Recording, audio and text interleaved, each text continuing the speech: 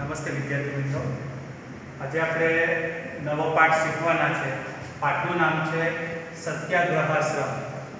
બરાબર, સત્યાગ્રહનો આશ્રમ. બરાબર છે. એના કવિ જે છે એ વિનોબા ભાવે અને સાહિત્ય પ્રકાર છે આત્મકથાખંડ.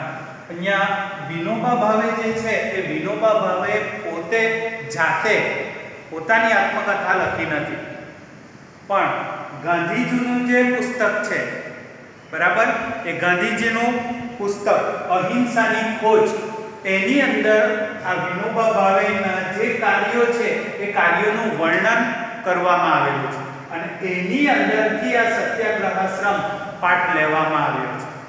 બરાબર, એટલે આ પાઠ શામાંથી લેવાયેલો છે તો અહિંસાની ખોજ એની અંદરથી લેવાયેલો છે. એ તમને 1 માર્ક્સની અંદર પૂછાય છે. ચાલો, પાઠની જે શરૂઆત છે એ એના વિનોબા ભાવેના બાળપણથી શરૂઆત થાય છે. બાળપણથી જ એની અંદર કઈ ક્રાંતિ, દેશભક્તિ, એ બાળપણથી જ એની અંદર ગુણો હતા અને ગાંધીજીના જે વિચારો છે એ ગાંધીજીના વિચારોથી ખૂબ જ પ્રભાવિત થાય છે. બરાબર, અને ગાંધીજીનું પહેલું વ્યાખ્યાન સાંભળીને, ભાષણ સાંભળીને વિનોબા ભાવેને ઘણા બધા એમના અહિંસા માટેનું જે એમનું વ્યાખ્યાન છે એના પર એમને ઘણા પ્રશ્નો થાય છે અને એ પ્રશ્ન જાણવાના માટે વિનોબા ભાવે જે છે એ વિનોબા ભાવે એ ગાંધીજીને પત્ર લખે છે. બરાબર, અને એનો પત્રનો જે જવાબ છે એ ગાંધીજી સરસ રીતે આપે છે. પછી જે પત્ર લખે છે એની અંદર ફરીથી નવા કંઈક બીજા પ્રશ્નો જાગે છે અહિંસાને લગતા, અને ફરીથી વિનોબા ભાવે એ પત્ર લખે છે. ત્યારે પત્રની અંદર ગાંધીજી એ એવું લખે છે કે આ જો અહિંસાને તમારે જાણવું હોય તો જીવનની અંદર એને સ્પર્શ કરવો બહુ જરૂરી છે અને એના માટે તમારે અમારા આશ્રમની અંદર આવીને રહેવું પડશે.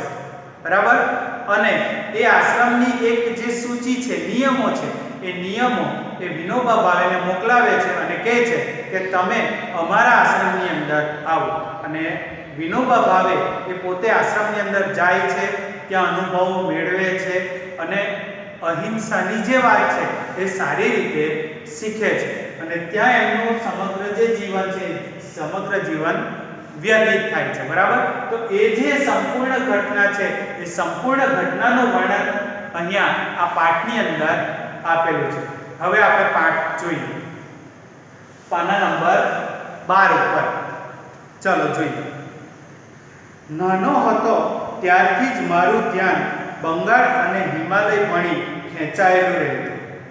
હું બંગાળ અને હિમાલય જવાના સપનામાં મહાલ્યા કરતો. એક તરફ બંગાળની વંદે માતરમની ક્રાંતિનો અર્થ થાય છે ફેરફાર અથવા તો પરિવર્તન, કંઈક બદલાવ લાવવું હોય અને એના માટે જે આપણે કાર્ય કરીએ છીએ એને ક્રાંતિ કહેવાય છે. ભાવના મને ખેંચતી, તો બીજી તરફ હિમાલયનો જ્ઞાનયોગ મને ખેંચતો. એટલે અહીંયા જે વિનોબા ભાવે જે છે એ વિનોબા ભાવે તેમને બાળપણથી જ બંગાળ અને હિમાલય બંને જગ્યા ઉપર જવાની એમને ખૂબ જ તીવ્ર ઈચ્છા છે. બરાબર, અને એ તીવ્ર ઈચ્છા શા માટે છે તો એના જીવનની અંદર નવું જ્ઞાન મેળવવાની ઈચ્છા ઘણી બધી છે. બરાબર, અને બીજી વાત કઈ છે તો બીજી વાત એ છે કે એને ક્રાંતિ ખૂબ જ ગમતી હતી. બરાબર, તો બંગાળની અંદર વંદે માતરમની જે ક્રાંતિ ચાલી રહી છે, ચળવળ ચાલી રહી છે, એ માટે એમને બંગાળા જવાની ખૂબ જ ઈચ્છા છે અને હિમાલય ઉપર અઢળક જ્ઞાન છુપાયેલું છે અને તે માટે એને ત્યાં જવાની ઈચ્છા છે. બરાબર છે, તો અહીંયા વંદે માતરમની ક્રાંતિ બંગાળા તરફ જવાની ઈચ્છા છે. ચલો જો, હિમાલય અને બંગાળ બેઉના રસ્તા પર કાશી નગરી પડતી હતી. કર્મ સંજોગે હું ત્યાં આવી પહોંચ્યો. ચલો, હવે બંગાળા અને હિમાલય બંને વચ્ચે કાશી નગરી જે છે બંને વચ્ચેનું મધ્ય છે, એ મધ્ય એ ક્યાં આવેલું છે? કાશીની અંદર. તો એ કાશીની અંદર આજે વિનોબા ભાવે જે છે એ વિનોબા ભાવે ત્યાં આવીને પહોંચી જાય છે. પરંતુ ન હું હિમાલય ગયો ન બંગાળ, પરંતુ મનોમન તો હું એ બંને સ્થળે એકી સાથે પહોંચી ગયો. હું ગાંધીજી પાસે ગયો અને મને એમની પાસે હિમાલયની શાંતિ અને બંગાળની ક્રાંતિ બેવ સાંપડ્યા. ત્યાં હું જે પામ્યો તેમાં ક્રાંતિ અને શાંતિ બંનેનો અપૂર્વ સંગમ હતો. અપૂર્વ એટલે કે અગાઉ જે ન બન્યું હોય એને અપૂર્વ કહેવાય છે, અને સંગમ એટલે કે મળવું. હવે એ બંનેની વચ્ચે કાશી આવેલું હતું, બરાબર. તો એ જે કાશી જે જગ્યા છે એ કાશીની જગ્યા ઉપર ગાંધીજી આવ્યા હતા. એટલે બંનેની જે ઈચ્છાઓ છે એ બંનેની ઈચ્છાઓ આ કાશીની અંદર જ વિનોબા ભાવેની પૂર્ણ થાય છે. ક્રાંતિ અને શાંતિ. ક્રાંતિ એટલે ક્યાં? બંગાળની અંદર વંદે માતરમની ક્રાંતિ, અને હિમાલય ઉપર શાંતિ એટલે કે જ્ઞાનરૂપી શાંતિ. એ બંને એમને કઈ જગ્યા ઉપર મળી? તો કાશીની અંદર મળી છે. કેમ? તો ગાંધીજી ત્યાં પાસે જ આવ્યા હતા એટલા માટે. જ્યારે હું કાશી આવ્યો ત્યારે બાપુના એક ભાષણની ગરમાગરમ ચર્ચા ચાલ્યા કરતી હતી, બરાબર છે. હવે જ્યારે વિનોબા ભાવે જે છે એ વિનોબા ભાવે જ્યારે કાશી આવે છે ત્યારે મહાત્મા ગાંધીજીનું વ્યાખ્યાન ચાલતું, ભાષણ એટલે વ્યાખ્યાન ચાલતું હતું, ચર્ચાઓ ચાલતી હતી. ત્યાંના હિન્દુ વિશ્વવિદ્યાલયમાં બાપુનું આ ભાષણ થયું હતું. કઈ જગ્યા ઉપર થયું હતું? તો હિન્દુ વિશ્વવિદ્યાલય જે છે એ વિશ્વવિદ્યાલય ઉપર ગાંધીજીનું આજે વક્તવ્ય છે, ભાષણ છે એ થયું હતું. એ ભાષણમાં એમણે સૌથી મહત્વની વસ્તુ અહિંસા અંગે ઘણી વાતો સમજાવી હતી. મુખ્ય વાત આ હતી કે નિર્ભયતા એટલે કે ભય વગરનું, એટલે કે કોઈ પણ જગ્યાએ ડર લાગતો નથી, વગર અહિંસા ચાલી જ ન શકે. એટલે અહિંસા લાવવા માટે સૌથી મહત્વનો ગુણ કયો છે? તો નિર્ભયતા, બરાબર. તો એના ઉપર મહાત્મા ગાંધીજીએ સંપૂર્ણ પોતાનું જે ભાષણ છે એ સંપૂર્ણ ભાષણ એમણે આપ્યું હતું. પરમ સેવ્ય અહિંસા. પરમનો અર્થ થાય છે પવિત્ર, એટલે કે પવિત્ર જો કોઈ ગુણ હોય તો તે અહિંસાનો છે, અને એ નિર્ભયતા વગર આવી ન શકે. એ ભાષણમાં એમણે વિવિધ આભૂષણોથી, આભૂષણ એટલે કે ઘરેણું, બરાબર, સજી ધજીને આવેલા મહારાજાઓને પણ સારી રીતે જોડી કાઢ્યા. હું ત્યાં પહોંચ્યો ત્યારે આ ઐતિહાસિક ભાષણને થયે 1 મહિનો વીતી ગયો. એટલે જ્યારે વિનોબા ભાવે જે કાશી પહોંચ્યા હતા તો એ જગ્યા ઉપર મહાત્મા ગાંધીજીનું જે ભાષણ છે એને 1 મહિનો વીતી ગયો હતો. અને ત્યાર પછી પણ એ ભાષણ ઉપર અવિરત ચર્ચાઓ ચાલ્યા કરતી હતી. તો પણ નગરીમાં તેનો પ્રભાવ હતો. જ્યારે મેં એ ભાષણ વાંચ્યું ત્યારે કેટલીક શંકાઓ અને પ્રશ્નો મારા મનમાં જાગ્યા. એટલે એ ભાષણ જ્યારે વાંચે છે એ વાંચીને વિનોબા ભાવેના મનની અંદર કેટલીક પ્રશ્નો, શંકાઓ જાગે છે. પ્રશ્નો મારા મનમાં જાગ્યા. એટલે આ બધા પ્રશ્નો સામે ધરતો એક પત્ર મેં બાપુના નામે લખ્યો. એમણે એ પત્રનો મને ખૂબ જ સરસ જવાબ આપ્યો. હવે એ જે પ્રશ્નો જાગ્યા એને કારણે એમણે બાપુને એક પ્રશ્ન લખે છે અને બાપુ એનો ખૂબ જ સરસ જવાબ આપ્યો. હવે ત્યાર પછીથી આપણો આજે સંપૂર્ણ પાઠ છે એ શરૂઆત થાય છે. જોઈએ, 10-15 દિવસ પછી મેં એમને શંકાઓ પૂછી ત્યારે એમનું એક પત્તું આવ્યું કે અહિંસા અંગે જે પ્રશ્ન તેનું સમાધાન પત્ર વ્યવહારથી ન થઈ શકે એ માટે તો જીવન સાથેનો સ્પર્શ જ જોઈએ. એટલે થોડા દિવસ મારા આશ્રમમાં આવો અને રહો તો ધીરે ધીરે વાતચીત ચાલતી રહેશે. એમનો આ જવાબ કે સમાધાન વાતથી નહીં જીવનથી થશે મને સ્પર્શી ગયો. એટલે વિનોબા ભાવે જે પ્રશ્ન અહિંસા માટે પૂછ્યો હતો એનો ગાંધીજીએ સરસ જવાબ આપ્યો. એમણે શું કહ્યું કે જો અહિંસાને તમારે જાણવી હોય તો માત્ર પત્ર વ્યવહારથી તમે અહિંસા જાણી શકો નહીં, પણ તમે શાનાથી જાણી શકો? તમે જ્યારે અહિંસાના જીવન મંત્રો જે છે એ તમારા જીવનની અંદર જો ઉતારો તો જ તમે એને જાણી શકો છો. આ જે વાક્ય છે એ વાક્ય ગાંધીજીને ખૂબ જ ગમે છે, વિનોબા ભાવેને ખૂબ જ ગમે છે અને પછી એ આશ્રમમાં જવાને માટે નીકળે છે.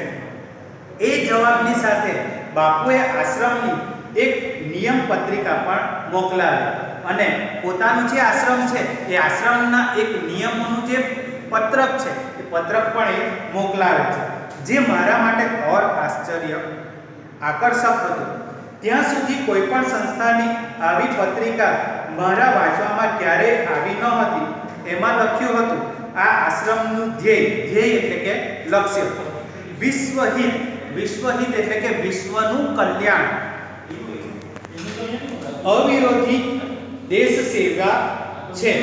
ચાલો, એટલે એ જે પત્રિકા છે એ પત્રિકાની અંદર નિયમો લખ્યા હતા અને એમના આશ્રમનો મુખ્ય ધ્યેય શું છે તો વિશ્વ કલ્યાણ. અને એના માટે અમે નીચે લખેલા વ્રતો જરૂર માનીએ છીએ. એટલે વિશ્વ કલ્યાણના માટે એમણે અમુક જે વ્રતો નિયમો જે પાડેલા છે એને એ ચોક્કસ માને છે. અને એ નિયમો કયા કયા છે તો નીચે સત્ય, અહિંસા, બ્રહ્મચર્ય, અસ્તેય. અસ્તેયનો અર્થ થાય છે ચોરી ન કરવી, બરાબર. ત્યાર પછી અપરિગ્રહ. અપરિગ્રહનો અર્થ થાય છે કોઈ પણ વસ્તુનો પોતાનો ઉપયોગાર્થે સ્વીકાર કે સંગ્રહ ન કરવો, એટલે કે નકામનો સ્વીકાર અથવા તો વધારે પડતો વ્યય ન કરવો, એને અપરિગ્રહ કહે છે. શરીર શ્રમ વગેરે એકાદશ વ્રતો નો નામો લખ્યા હતા. એટલે આ જે નામો છે એ નામો આપણે થોડા યાદ રાખશું. મને ભારે નવાઈજનક લાગ્યું કે મેં ઇતિહાસમાં ઘણા થોથા વાંચી કાઢેલા. થોથા એટલે કે ચોપડા, એટલે ઘણા બધા ચોપડાઓ વાંચેલા, પરંતુ મને આવા નિયમો અને આટલી બાબતો મને જોવા મળી હતી નહીં. પરંતુ દેશના ઉદ્ધાર માટે, ઉદ્ધારનો અર્થ થાય છે મુક્તિ, મુક્તિ માટે વ્રતનું પાલન જરૂરી મનાયું હોય એવું ક્યારેય ભાળ્યું નથી. આ બધી વાતો તો યોગશાસ્ત્રમાં, એટલે જે ગાંધીજીએ નિયમો લખેલા હતા એ કઈ કઈ જગ્યાએ જોવા મળે છે તો યોગશાસ્ત્રમાં, ધર્મ ગ્રંથમાં, ભક્તિ માર્ગમાં આવે છે. પરંતુ દેશ સેવા માટે પણ આવશ્યક છે એ આ પત્રિકામાં હતો. એટલે આ જે યોગશાસ્ત્ર છે, આ જે નિયમો છે એ દેશ સેવાની અંદર પણ જરૂરી છે એવું ગાંધીજી અહીંયા જણાવે છે. એટલે મારું મન એ તરફ ખેંચાયું. આ માણસ દેશની રાજનૈતિક સ્વતંત્રતા અને આધ્યાત્મિક વિકાસ બંને સાથોસાથ સાધવા માંગે છે એવું મને લાગ્યું. એટલે શું? આધ્યાત્મિક બાબત અને સ્વતંત્રતા એ બંને જે છે એ બંનેનો સમન્વય ગાંધીજીની જે વાતો છે એની અંદર જોવા મળે છે. અને એટલા માટે વિનોબા ભાવેનું જે મન છે એના તરફ આકર્ષાય છે. મને આવું જ જોઈતું હતું. વિનોબા ભાવેને પણ આવી જ ઈચ્છા હતી. કેમ તો બંગાળમાં ક્રાંતિ અને હિમાલયમાં જ્ઞાન, એ બંનેનો સમન્વય ગાંધીજીની વાતોની અંદર જોવા મળે છે. બાપુએ લખેલું તું અહીં ચાલ્યો અને હું બાપુ પાસે પહોંચી ગયો. બરાબર. તો વિદ્યાર્થી મિત્રો, આજે આપણે આટલું જ વસ્તુ શીખવાના છે. અહીંયા તમને વિશેષણો આપેલા છે. ગાંધીજીમાં ક્રાંતિ અને શાંતિ બંનેનો અપૂર્વ સંગમ હતો. અહીંયા અપૂર્વ વિશેષણ છે. બીજું વાક્ય, હું નાનો હતો, અહીંયા અવસ્થા દર્શાવેલી છે વ્યક્તિ જીવનની, એટલા માટે આ વિશેષણ છે. ત્યારથી મારું ધ્યાન બંગાળ અને હિમાલય તરફ પહોંચ્યું. આ ઐતિહાસિક ભાષણને થયે 1 મહિનો વીતી ગયો. આ સૌથી મહત્વનું વસ્તુ ઘણીવાર બોર્ડની અંદર પણ પૂછાયેલું છે. ઐતિહાસિક ભાષણ, ઐતિહાસિક એ વિશેષણ છે. અહીંયા 2 નિપાત દર્શાવ્યા છે. બાપુની વાત હું ક્યારેય મૂળ શબ્દ છે અને ય પ્રત્યય છે. બરાબર. એટલે એ શું છે? નિપાત છે. એ જ રીતે એમણે મારા પત્રનો મને ખૂબ જ સરસ જવાબ આપ્યો. આમાં જ એ નિપાત છે. તો વિદ્યાર્થી મિત્રો, નેક્સ્ટ વિડિયોની અંદર આપણે બાકીના જે પાઠ છે, આશ્રમમાં કઈ રીતે પહોંચ્યા અને આશ્રમમાં જઈને શું શીખ્યા એ આપણે શીખીશું. નમસ્તે.